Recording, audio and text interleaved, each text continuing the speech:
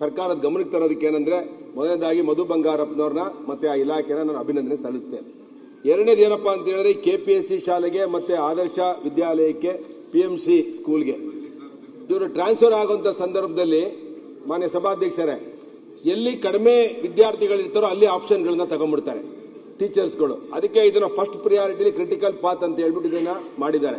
ಈ ಬಿಲ್ ತುಂಬಾ ಚೆನ್ನಾಗಿದೆ. ಆದರೆ ಈ MLCಗಳು ಟೀಚರ್ ಕಾನ್ಸ್ಟಿಟ್ಯೂನ್ಸಿ ರೆಪ್ರೆಸೆಂಟ್ ಮಾಡ್ತಾರಲ್ಲ, ಅವ್ರು ಇದನ್ನ ಬಿಡ್ತಾರ ಅಂತ ಕೆಲವರು 99 ಭಾಗ ಕೌನ್ಸಿಲ್ ಅಲ್ಲಿ ತುಂಬಾ ಚೆನ್ನಾಗಿ ಡಿಸ್ಕಷನ್ ಆಗುತ್ತೆ.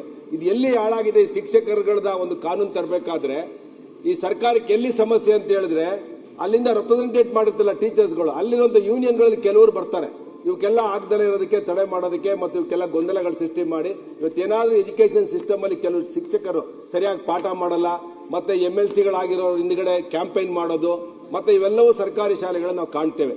ಅದಕ್ಕೂ ಕೂಡ ಬಿಲ್ಲಲ್ಲಿ ತರಬೇಕು ಕಾನೂನುಗಳನ್ನ. ಆದರೆ ಈ ಕಾನೂನು ಇವತ್ತು ತಂದಿರುವಂತದ್ದು ಮಧು ಬಂಗಾರಪ್ಪನವರಿಗೆ ನಾನು ಅಭಿನಂದನೆ ಸಲ್ಲಿಸ್ತೇನೆ. ಇನ್ನೊಂದು ಬಹಳ ಮುಖ್ಯವಾಗಿ ಸಜೆಷನ್ ಕೊಡೋದು, ನಾನು ಉದ್ದುದ್ದ ಹೇಳಲ್ಲ ಮಾನ್ಯ ಸಭಾಧ್ಯಕ್ಷರೇ, ನಾನೊಂದು ಫಿನ್ಲೆಂಡ್ ದೇಶಕ್ಕೆ ಹೋಗಿದ್ದೆ. ಅಲ್ಲಿಯ ಶಿಕ್ಷಣ ಪದ್ಧತಿ ಇಡೀ ವಿಶ್ವದಲ್ಲೇ ಮೊದಲನೇ ಒಂದು ದೇಶ ಉತ್ತಮ ಗುಣಮಟ್ಟದ ಶಿಕ್ಷಣವನ್ನು ಕೊಡೋದು ಅಂತ ನಾನು ಕೇಳ್ಬಿಟ್ಟು ಅಲ್ಲಿ ಹೋಗಿದ್ದೆ. ಅಲ್ಲಿ ನೋಡ್ಕೊಂಡ್ಬಂದೆ. ಅಲ್ಲಿ ನೋಡ್ಕೊಂಡು ಬಂದ್ಮೇಲೆ ಟಾಯ್ಲೆಟ್ ತೊಳೆದಿಂದ ಹಿಡಿದು, ಕಸ ಗುಡಿಸೋದ್ರಿಂದ ಹಿಡಿದು, ಬಲ್ಪ್ ಹಾಕೋದ್ರಿಂದ ಹಿಡಿದು, ನೀವು ಹೇಳಿದ್ರ ಸ್ಕಿಲ್ ಡೆವಲಪ್ಮೆಂಟ್ ಪ್ರೋಗ್ರಾಮ್ ಮಾಡಿ ಅಂತ, ಅದೆಲ್ಲವನ್ನೂ ಆ ದೇಶದಲ್ಲಿ ಅಳವಡಿಸಿದ್ದಾರೆ. ಆ ದೇಶದ ವ್ಯವಸ್ಥೆಯನ್ನ ಡೆಲ್ಲಿಯಲ್ಲಿ ಅಳವಡಿಸಿದ್ದಾರೆ, ಮಹಾರಾಷ್ಟ್ರದಲ್ಲಿ ಅಳವಡಿಸಿದ್ದಾರೆ. ಇಡೀ ದೇಶದಲ್ಲಿ ಒಂದು 5 ರಾಜ್ಯಗಳು, ಮಧ್ಯಪ್ರದೇಶ, ರಾಜಸ್ಥಾನ, ಈ ಎಲ್ಲ ದೇಶಕ್ಕೆ ಡೆಲ್ಲಿ ಮತ್ತೆ ಹರಿಯಾಣ ಮತ್ತೆ ಪಂಜಾಬ್, ಈ ರಾಜ್ಯಗಳಲ್ಲಿ ಅಳವಡಿಸಿದ್ದಾರೆ. ಆ ರಾಜ್ಯಗಳಲ್ಲಿ ಇವತ್ತು ಶಿಕ್ಷಣದ ಗುಣಮಟ್ಟ ನಂಬರ್ 1 ನಲ್ಲಿದೆ. ಅದರಿಂದ ಕರ್ನಾಟಕದಲ್ಲೂ ಒಂದು ಅಳವಡಿಸಬೇಕು. ಟ್ರೈನಿಂಗ್ ಅಂದ್ರೆ ಓರಿಯೆಂಟೇಷನ್ ಕ್ಲಾಸ್ಗಳನ್ನ ಅಲ್ಲಿ ಜೊತೆ ಒಡಂಬಡಿಕೆ ಮಾಡ್ಕೋಬೇಕು ಅಂತೇಳಿ ಮಾನ್ಯ ಮುಖ್ಯಮಂತ್ರಿಗಳಿಗೂ ನಾನು ವಿನಂತಿ ಮಾಡಿದೆ. 8 ತಿಂಗಳ ಹಿಂದೆ ಹೋಗಿ ಬಂದ್ಮೇಲೆ ಮಾನ್ಯ ಮಧು ಬಂಗಾರಪ್ಪನವ್ರಿಗೂ ವಿನಂತಿ ಮಾಡಿದೆ. ಆದ್ರೆ ಅದನ್ನ ಮಾಡಬೇಕು, ಆ ಒಡಂಬಡಿಕೆಯನ್ನ ಫಿನ್ಲೆಂಡ್ ದೇಶದ ಶಿಕ್ಷಣದ ಒಂದು ಒಡಂಬಡಿಕೆಯನ್ನ ಕರ್ನಾಟಕ ರಾಜ್ಯ ಸರ್ಕಾರ ಮಾಡಬೇಕು ಅಂತೇಳಿ ವಿನಂತಿ ಮಾಡಿ ಸ್ವಾಗತ ಮಾಡ್ತೇನೆ. ಮಾನ್ಯ ಸಭಾಧ್ಯಕ್ಷ, ಸನ್ಮಾನ್ಯ ಅಧ್ಯಕ್ಷ, ನಾವು ನೀವು ಬೋಸ್ಟನ್ ಹೋದಾಗ ಒಂದು ಕೆಲವು ನೋಡ್ಕೊಂಡ್ ಬಂದ್ವಿ. ಬೇರೆ ದೇಶಕ್ಕೆ ಹೋಗೋದು ನಮ್ಮನ್ನೆಲ್ಲ ನೀವು ಕರ್ಕೊಂಡು ಹೋಗೋದು ಕಲಿಯೋಕೆ ಅಂತ ನಾವು ಭಾವಿಸ್ಕೊಂಡು, ಈಗೇನು LKG UKG ಇಂದ PUC ವರೆಗೂ ಫ್ರೀ ಎಜುಕೇಶನ್ ಕೊಡುವಂತ ಕೆಲಸನ ಈಗ ಶಿಕ್ಷಣ ಸಚಿವರೇ, ಸನ್ಮಾನ್ಯ ಶಿಕ್ಷಣ ಸಚಿವರು BR ಪಾಟೀಲ್ ಇಡೀ ರಾಜ್ಯದಲ್ಲಿ ಯಾವುದೇ ಮಗು ಆಗ್ಲಿ LKG UKG ಇಂದ ಫ್ರೀ ಎಜುಕೇಶನ್ ಕೊಡುವಂತದ್ದು ಒಂದು ಪದ್ಧತಿ ತಂದ್ರೆ ಖಂಡಿತ ಎಲ್ಲ ಮಕ್ಕಳಿಗೂ ಕೂಡ ಅನುಕೂಲ ಆಗುತ್ತೆ ಅಧ್ಯಕ್ಷ. ಅದಾದ್ಮೇಲೆ ನಾನೊಂದು ಸಲಹೆ ಕೊಟ್ಟೆ. ನಾನು ನಮ್ಮ principal secretary Rashmi Mahesh madam ನಾವೆಲ್ಲ ಕೂತ್ಕೊಂಡು ಒಂದು ಚರ್ಚೆ ಮಾಡಿದ್ವಿ. ನಮ್ಮಲ್ಲಿ ಅನುದಾನ ಇದ್ದಿದ್ರಿಂದ ಪಂಚಾಯತಿ ಒಂದೊಂದು ಶಾಲೆ ಕೊಡಿ ಅಂತ ನಾವೆಲ್ಲ ಕಡೆನೂ ಕೂಡ 5 ಎಕರೆ ಜಮೀನು ಕೂಡ ಕೊಟ್ಟೆ ಎಲ್ಲಾ ಪಂಚಾಯತಿನಲ್ಲೂ. ಅದರಲ್ಲಿ 10 ಸ್ಕೂಲ್ನ ನಮ್ಗೆ ಇವಾಗ ಸ್ಯಾಂಕ್ಷನ್ ಮಾಡಿದ್ದಾರೆ. ನಮ್ಮಲ್ಲಿ ಸೆಪ್ಮೀಸ್ ಅಡಿಲಿ ಇದ್ದಂಥದ್ದು ನಾವು ಏನ್ ಮಾಡಿದೀವಿ, ಅದರಲ್ಲಿ ಪೂರ ಪ್ರಾಜೆಕ್ಟ್ ನಾನು ರಶ್ಮಿ ಮಹೇಶ್ ಮೇಡಮ್ ಮತ್ತೆ ನಮ್ಮ BO ಕಾಂತರಾಜ್ ಅವರು ಕಮಿಷನ್ ಕೂತ್ಕೊಂಡು ಮಾತಾಡಿ, ಅದರಲ್ಲಿ ಈಗೇನಾಗಿದೆ, ಚಿಕ್ಕ ವಯಸ್ಸಿಂದನೇ ಮಕ್ಕಳಿಗೆ 6ನೇ ತರಗತಿಯಿಂದನೇ ಅವ್ರಿಗೆ ಸ್ಟೆಮ್ ಲ್ಯಾಬ್ ಈ ತರದೆಲ್ಲ ಒಂದು ಎಜುಕೇಶನ್ ಕೊಟ್ರೆ, ಅವ್ರಿಗೆ CET ನೀಟ್ ಕೋಚಿಂಗ್ ಎಲ್ಲ ಕೊಟ್ರೆ ಖಂಡಿತ ಆ ತರ ಗುಣಾತ್ಮಕ ಶಿಕ್ಷಣ ಕೊಡಿ ಅಂತ ನಾನು ಸಲಹೆ ಕೊಡ್ಲಿಕ್ಕೆ ಬಯಸ್ತೇನೆ. ಏನು ಎಜುಕೇಶನ್ ಮಿನಿಸ್ಟರ್ ತಂದಿರತಕ್ಕಂಥ ಬಿಲ್ಲನ್ನ ಸ್ವಾಗತವನ್ನ ಮಾಡ್ತಾನೆ. ಮೇ ಅಂತ್ಯದ ವೇಳೆಗೆ ಏನು ಟೀಚರ್ಸ್ಗಳನ್ನ 30 ಜನಕ್ಕೆ ಒಬ್ರು ಟೀಚರ್ಸ್ ಕೊಡಬೇಕು, 35 ಜನಕ್ಕೆ ಒಬ್ರು ಟೀಚರ್ಸ್ ಕೊಡಬೇಕು. ದಯಮಾಡಿ ಆ ಶಾಲೆಗಳಿಗೆ ಟೀಚರ್ಸ್ ಅನ್ನ ಕೊಡಿ. ನನ್ನ ಕ್ಷೇತ್ರದಲ್ಲಿ 4 ಶಾಲೆ, ಸರ್ಕಾರಿ ಶಾಲೆ, ಕಾರ್ಪೊರೇಷನ್ ಅನುದಾನದಲ್ಲಿ ಶಾಲೆಗಳನ್ನು ಕಟ್ಟಿಸಿದ್ವಿ. ಸುಮಾರು 60 ಕೋಟಿ ರೂಪಾಯಿ ವೆಚ್ಚದಲ್ಲಿ. ಒಂದೊಂದು ಕರ್ನಾಟಕ ಪಬ್ಲಿಕ್ ಶಾಲೆಯಲ್ಲಿ LKGಗೆ 150 ಮಕ್ಕಳು ಅಡ್ಮಿಷನ್ ಆಯ್ತಾರೆ, UKGಗೆ ಹೋಗ್ತಾರೆ, ಫಸ್ಟ್ ಸ್ಟ್ಯಾಂಡರ್ಡ್ ಹೋಗ್ತಾರೆ. ಇದನ್ನ ಇನ್ನ ಅಲ್ಲಿ ಸೀಟ್ ಇಲ್ಲ ಅಂತಕ್ಕಂಥದ್ದು ಹೋಗಿ ಬೇರೆ ಪ್ರೈವೇಟ್ ಶಾಲೆಗೆ ಹೋದ್ರೆ ಆ ಮಕ್ಕಳನ್ನ ಓದ್ಸಕ್ಕಾಗೋದಿಲ್ಲ. 150 ಮಕ್ಕಳು 2 ಶಾಲೆಯಲ್ಲಿ ಕಂಪಲ್ಸರಿ ಆಗ್ತಾರೆ. ಇನ್ನು 2 ಶಾಲೆಯಲ್ಲಿ 75 ಮಕ್ಕಳಾಗುತ್ತೆ. ಯಾವ ಶಾಲೆಗಳಲ್ಲೂ ನಿಮ್ಮ ಮಕ್ಕಳ ಅನುಪಾತದಲ್ಲಿ ಶಿಕ್ಷಕರನ್ನ ಕೊಟ್ಟಿಲ್ಲ. ಅದನ್ನ ಕೂಡಲೇ ಮೇ 30 ಕೊಟ್ಟರೆ 1ನೇ ತಾರೀಕಿಂದ ಶಾಲೆ ಪ್ರಾರಂಭ ಆಗುತ್ತೆ. ಅವತ್ತು ಮಕ್ಕಳ ಭವಿಷ್ಯವನ್ನ ರೂಪಿಸಬಹುದು. ಜೊತೆಗೆ ನೀವೇನು ಟ್ರಾನ್ಸ್ಫರ್ ಮಾಡ್ತೀರಿ, ಜೂನ್, ಜುಲೈ, ಆಗಸ್ಟ್ ಅಲ್ಲಿ ನೀವು ಟ್ರಾನ್ಸ್ಫರ್ ಮಾಡ್ತಕ್ಕಂಥದ್ದಲ್ಲ. ನೀವು ಟ್ರಾನ್ಸ್ಫರ್ ಅನ್ನು ಮೇ ಅಂತ್ಯದ ವೇಳೆಗೆ, ಏನು ಏಪ್ರಿಲ್ ಮತ್ತು ಮೇ ಏನಿದೆ ಅದನ್ನ ಟ್ರಾನ್ಸ್ಫರ್ ಅನ್ನು ಅದೇ ಸಂದರ್ಭದಲ್ಲಿ ಮಾಡಬೇಕು. ಅವ್ರು ಜೂನ್ 1ನೇ ತಾರೀಕಿಂದ ಪ್ರತಿಯೊಬ್ಬ ಟೀಚರ್ಸ್ ಶಾಲೆಗೆ ಬರಬೇಕು. ಜೊತೆಗೆ LKG UKG ನಲ್ಲಿ ಓದ್ತಕ್ಕಂಥ ಮಕ್ಕಳಿಗೆ ಆಯಾಗಳು ಬೇಕು. ಅದನ್ನ ನಮಗ್ ಬರ್ತಾ ಗಂಟಲ್ಲಿ ಇಟ್ಕೊಂಡು ಮಾಡ್ತಾ ಇದ್ದೇವೆ. ಯಾವ ಶಾಲೆಗೂ ನೀವು ಆಯಗಳು ಕೊಟ್ಟಿಲ್ಲ. 100-150 ಇರ್ತಕ್ಕಂಥ ಮಕ್ಕಳಿಗೆ ಕೊಟ್ಟಿಲ್ಲ ಸನ್ಮಾನ್ಯ ಸಭಾಧ್ಯಕ್ಷರೇ. ಈ ಬಾರಿ ಏನು ಬಿಲ್ ಅನ್ನ ತರ್ತಿದ್ದೀರಾ, ಸೇರಿಸಬಹುದಾ? ನಿಮ್ಗೆ ಇರ್ತಕ್ಕಂಥ ಅನುದಾನದಲ್ಲಿ ಬನ್ನಿ, ಒಂದು ಬಾರಿ ನನ್ನ ಕ್ಷೇತ್ರದ ಶಾಲೆಗಳಿಗೆ ಬನ್ನಿ. ಅಲ್ಲಿ ಸನ್ಮಾನ್ಯ ಅಧ್ಯಕ್ಷರೇ, ಸೈನ್ಸ್ ಲ್ಯಾಬ್ ಇದೆ, ರೊಬ್ಯಾಟಿಕ್ ಲ್ಯಾಬ್ ಇದೆ, ಬುಕ್ ಲೈಬ್ರರಿ ಇದೆ, ಕಂಪ್ಯೂಟರ್ ಲ್ಯಾಬ್ ಇದೆ, ಲೈಬ್ರರಿ ಇದೆ. ಅಲ್ಲಿಗೆ ಟೀಚರ್ಸ್ಗಳನ್ನ ಕೊಡಿ. ನಮ್ಮ ಮಕ್ಕಳನ್ನ ಸರ್ಕಾರಿ ಶಾಲೆಗಳಲ್ಲಿ ಬೇರೆ ಪ್ರೈವೇಟ್ ಶಾಲೆಗಿಂತ ನಾವು ಆ ಮಕ್ಕಳಿಗೆ ಶಿಕ್ಷಣವನ್ನು ಕೊಡಬೇಕು ಅಂತಂದ್ರೆ ಒಂದ್ ಬಾರಿ ಬಂದು ನೋಡಿ, ಒಂದ್ ಬಾರಿ ಬಂದು ನೋಡ್ಬಿಟ್ಟು ಅವ್ರಿಗೆ ಶಿಕ್ಷಕರನ್ನ ಕೊಡಬೇಕು ಅಂತಕ್ಕಂಥ ಒತ್ತಾಯವನ್ನ ಮಾಡ್ತೇನೆ. ಮತ್ತೆ ಮೇಂಟೆನೆನ್ಸ್ಗೆ ಬರೀ ನನ್ನ ಕ್ಷೇತ್ರಕ್ಕಲ್ಲ, ಬಿಲ್ ಬಗ್ಗೆ ಮಾತಾಡಿ ಗೋಪಾಲ್ ಅವರೇ, ಬಿಲ್ ಬಗ್ಗೆ ಮಾತಾಡಿ, ಜನರ ಡಿಸ್ಕಷನ್ ಹಣವನ್ನ ಬಿಡುಗಡೆ ಮಾಡಬೇಕು ಅಂತಕ್ಕಂಥ ಸಂದರ್ಭದಲ್ಲಿ ಬಿಲ್ ಅನ್ನ ನಾನು ಸ್ವಾಗತವನ್ನು. ಮಾನ್ಯ ಅಧ್ಯಕ್ಷರೇ, ಏನು ಶಿಕ್ಷಣ ಸಚಿವರು ಮಧು ಬಂಗಾರಪ್ಪಜಿಯವರು ಕೆಲವು ಸುಧಾರಣೆ ಮಾಡ್ಲಿಕ್ಕೆ ಬಿಲ್ ತಂದಿದ್ದಾರೆ, ಅದು ನಾನು ಸ್ವಾಗತ ಕೊಡ್ತೀನಿ. ಅದೇ ತರ ಏನು ರಾಜ್ಯದಲ್ಲಿ ಸಾಕಷ್ಟು ಸಮಸ್ಯೆಗಳೇನು ಸ್ಟೂಡೆಂಟ್ಸ್ಗಳು ಒಳಗೆ ಕಡಿಮೆ ಆಗಿದೆ ಗೌರ್ಮೆಂಟ್ ಶಾಲೆಯಲ್ಲಿ. ಬಿಲ್ ಬಗ್ಗೆ ಮಾತಾಡಪ್ಪ. ಇಲ್ಲ, ಯಾಕಂದ್ರೆ ಬಿಲ್ ಬಗ್ಗೆ ಮಾತಾಡಿ. ಬೇರೆ ದೃಷ್ಟಿಯಿಂದ ಸನ್ಮಾನ್ಯ BS ಇದ್ದಾಗ ಎಲ್ಲ ಉಚಿತವಾಗಿ ಸೈಕಲ್ ಕೊಟ್ಟಿದ್ರು ವಿದ್ಯಾರ್ಥಿನಿಯರಿಗೆ. ಅವಾಗ ಸಾಕಷ್ಟು ಸ್ಟ್ರೆಂಥಿಂಗ್ ಜಾಸ್ತಿ ಇತ್ತು ಸ್ಕೂಲ್ದು. ಈಗ ಅದು ಕಡಿವಾಣ ಮಾಡಿದ್ದಾರೆ, ಸಾಕಷ್ಟು ವಿದ್ಯಾರ್ಥಿ ಬರ್ತಾ ಇಲ್ಲ. ಮತ್ತೊಂದು ಬಸ್ಸಿನ ವ್ಯವಸ್ಥೆ, ಒಂದು ಬಸ್ಸಲ್ಲಿ 130-135 ಜನ ಓಡಾಡ್ತಾ ಇದ್ದಾರೆ ಸ್ಟೂಡೆಂಟ್ಸ್ಗಳು.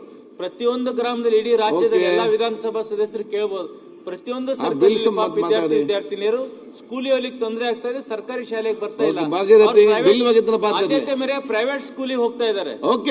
ಬಿಲ್ ಬಗ್ಗೆ ಮಾತಾಡ್ತೀವಿ. ಈಗೆಲ್ಲೋ ಈಗ ನಮ್ಮ ವಿಧಾನಸಭಾ ಕ್ಷೇತ್ರದಾಗೆ ಬೆಮೆಳ್ಕಡ ಅಂತ ಆದರ್ಶ ಸ್ಕೂಲ್ ಇದೆ ರೈಟಿಂಗ್ ಅಲ್ಲಿ ಕೊಡಿ. ಅಲ್ಲಿ 9 ಸ್ಟೂಡೆಂಟ್ ಟೀಚರ್ಸ್ ಟ್ರಾನ್ಸ್ಫರ್ ಮಾಡಿದ್ದಾರೆ.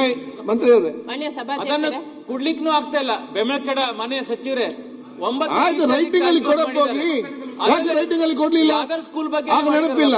ಈಗ ಯಾರ ಮಾತು ನಿಮ್ಗೆ ನೆನಪಾಗ್ತದೆ? ಒಂದು 100ರಲ್ಲಿ ಕೂತ್ಕೊಂಡು ನಿಮ್ಗೆ ಅಷ್ಟು ಕಾಳಜಿ ಇದೆ, ಕೂತ್ಕೊಂಡು ಫಾಲೋ ಮಾಡಿ ಮಾಡ್ತಿದ್ರಿ ಕೆಲಸ ನಿಮ್ಮ ಕ್ಷೇತ್ರದ್ದು. ಆಗ ಮರ್ತೋಗ್ತದೆ ನಿಮ್ಗೆ. ಧನ್ಯವಾದ. ಮಾತಾಡಿ. ಈಗಾಗಲೇ ಬಿಲ್ ತಂದದ್ದಕ್ಕೆ ಸ್ವಾಗತಾರ್ಹ. ಈಗಾಗಲೇ 75 ವರ್ಷ ಆದ ಕಟ್ಟಡಗಳನ್ನು ಎಲ್ಲ ಡೆಮಲಿಷ್ ಮಾಡಿ ಹೊಸ ಕಟ್ಟಡ ಕೊಡುವ ಹಾಗೆ ನಮ್ಮ ದಕ್ಷಿಣ ಕನ್ನಡದಲ್ಲಿ ಮಳೆ ಜಾಸ್ತಿ ಬರುವ ಕಾರಣ ಅದನ್ನೊಂದಲ್ಲಿ ಅನುದಾನಕ್ಕೆ ಸೇರಿಸಿಕೊಳ್ಬೇಕು. ಮತ್ತೆ ಈಗಾಗಲೇ ಗೆಸ್ಟ್ ಟೀಚರ್ ಆಗಿ ಕೆಲಸ ಮಾಡ್ತಿರುವವರನ್ನೇ ಅವ್ರ ಫಸ್ಟ್ ಪ್ರಿಫರೆನ್ಸ್ ಅಲ್ಲಿ ಅವರನ್ನು ಆಯ್ಕೆ ಮಾಡಿಕೊಳ್ಬೇಕು ಅಂತ ಒಂದು ನನ್ನ.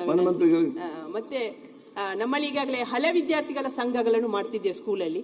ಆ ಹಳೆ ವಿದ್ಯಾರ್ಥಿಗಳು ಕಾರ್ಯಕ್ರಮ ಮಾಡುವುದಕ್ಕಾದ್ರೂ ಆ ಶಾಲೆಯ ಆವರಣದಲ್ಲಿ ಅವಕಾಶವನ್ನು ಮಾಡಿಕೊಡ್ಬೇಕು ಅಂತ ಈ ಮೂಲಕ ವಿನಂತಿಯನ್ನು ಮಾಡಿಕೊಳ್ತೀವಿ. ಈಗ ಮತ್ತೆ ಒಂದು ಈ ಲ್ಯಾಂಗ್ವೇಜ್ ಬಗ್ಗೆ ಸಂಬಂಧಪಟ್ಟಾಗೆ ಮೈ ಸಜೆಷನ್ ಇದಕ್ಕೆ, you should have one language lab ಅಂತ ಹೇಳಿ ಅದು ಹೈಸ್ಕೂಲಲ್ಲಿ ಎಲ್ಲಿ ಅದೊಂದು ಸ್ಟಾರ್ಟ್ ಮಾಡಬೇಕು, ಒಂದು language lab. It's very essential.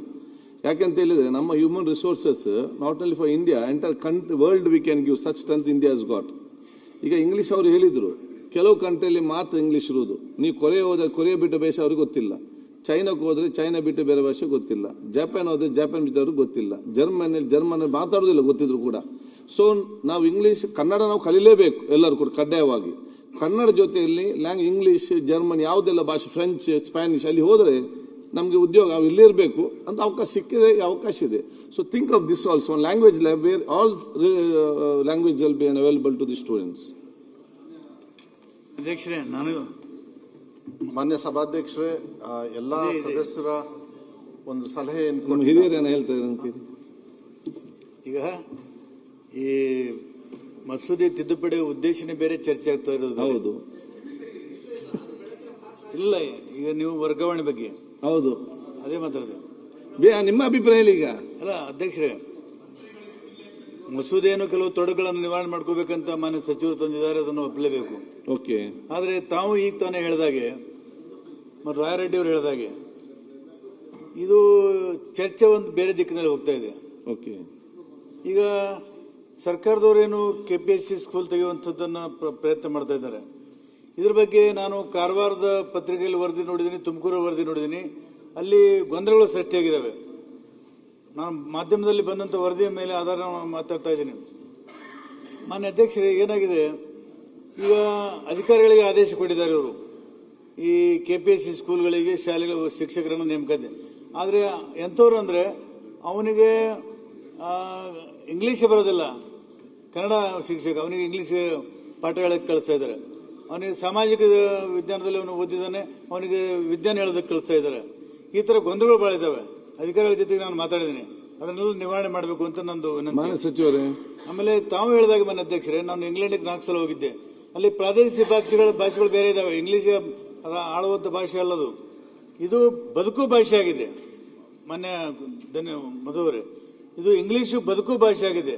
ಈಗ UR ಅನಂತಮೂರ್ತಿಯವರು ಜ್ಞಾನಪೀಠ ಪ್ರಶಸ್ತಿಯನ್ನು, ಅವರು ಇಂಗ್ಲೀಷ್ ಪ್ರೊಫೆಸರು, ಆದರೆ ಜ್ಞಾನಪೀಠ ಪ್ರಶಸ್ತಿ ಪಡೆದದ್ದು ಅವರು ಕನ್ನಡದ ಲೇಖನದ ಮೇಲೆ.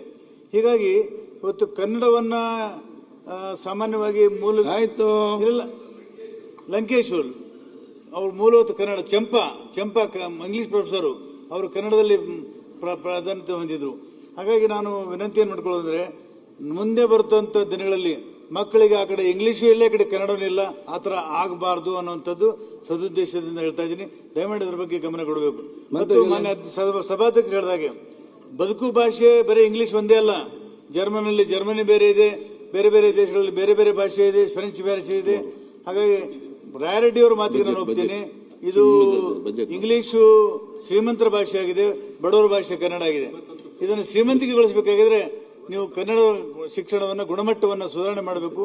ಕನ್ನಡ ಶಿಕ್ಷಣವೂ ಕೂಡ ಜೀವಂತವಾಗಿಡಬೇಕು. ಇಂಗ್ಲಿಷ್ ಕಲ್ತ್ರೆ ತಪ್ಪೇನಿಲ್ಲ. ಮಿನಿಸ್ಟರ್ ಅವರೇ, ಮಾನ್ಯ ಸಭಾಧ್ಯಕ್ಷರೇ, ಎಲ್ಲರ ಒಂಥರ ಹೆಚ್ಚು ಕಮ್ಮಿ ಡಿಸ್ಕಷನ್ ಆಯಿತು. ಅದಕ್ಕೆ ಬಹಳ ಅನುಕೂಲನೂ ಕೂಡ. ನಾನು ಸದನಕ್ಕೆ ಮತ್ತು ನಮ್ಮ ಸರ್ಕಾರದ ವತಿಯಿಂದ ಹೇಳಲಿಕ್ಕೆ ಇಷ್ಟಪಡ್ತೀನಿ.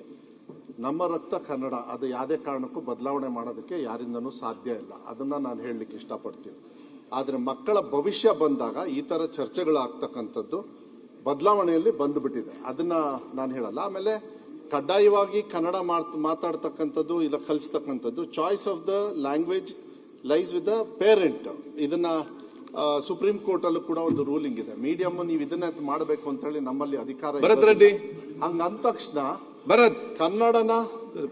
ಕನ್ನಡನ ಎಷ್ಟು ಇನ್ನೂ ಚಂದವಾಗಿ ಓದಿಸ್ಬೇಕು. ನಾನು ಕೂಡ ಕನ್ನಡ ಪ್ರಾಧಿಕಾರ ಅಧ್ಯಕ್ಷರಾಗಿರ್ತಕ್ಕಂಥ ಬಿಳುಮಲೆ ಅವ್ರಿಗೂ ಕೂಡ ನಾನೇ ವೈಯಕ್ತಿಕವಾಗಿ ಮನವಿ ಮಾಡಿ, ಕೆಲವರು ಸಾಹಿತಿಗಳಿಗೂ ಕೂಡ, ಬರ್ಗೂರವ್ರು ಇರ್ಬೋದು, ಮೊನ್ನೆ ನಾನು ದೇವನೂರವ್ರಿಗೂ ಕೂಡ ನಾನು ಮಾತಾಡಿದೆ.